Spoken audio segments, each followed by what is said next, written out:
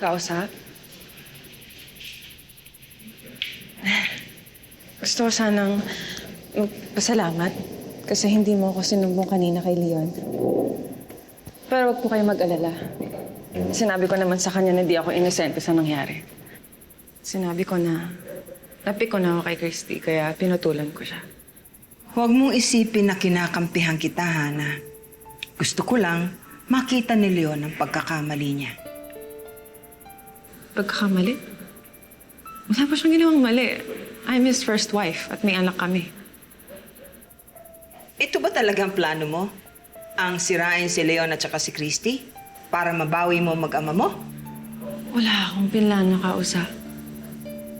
Nakita ko lang na may chance na mabuo yung pamilya ko, so I took the chance.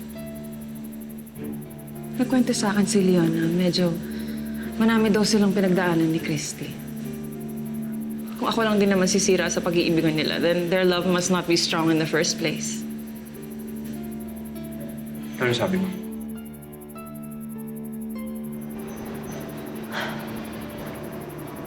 Kausa, umakit ka. Samahan mo muna si B. Ano sabi mo? Paliwanag ka. Babalik ka ngayon para sirahin kami ng mapapangasawa ko? Pagkatapos mong sirahin ang buhay ko? Oo na. Makapal ang mukha ko. Yun ang gusto mong marinig, di ba? Pero Leon, hindi ko to pinlano.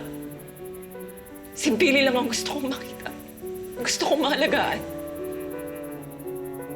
Pero nung nakita ko na magkasama kayo, at nung nakita ko na may chance na mabuo tayo, ba't di ko ipaglalaban yun? How can I not want you back? O ngayon gusto mo ako? Dati ayaw mo sa akin.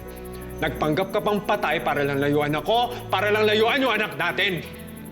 Leon, nag-sorry na ako sa iyo. Sisirahin mo yung pamilya natin noon. Tapos ngayon, babalik ka para sirahin yung pamilyang binubuo ko ngayon. Ha? Gusto ko mabuo tayo. Gusto ko mabuo yung pamilya natin.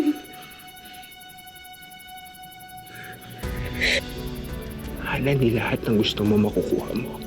Hindi mo ako makukuha. Hindi mo makukuha si Billy.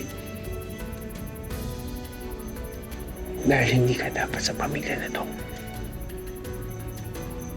Naiintindihan mo?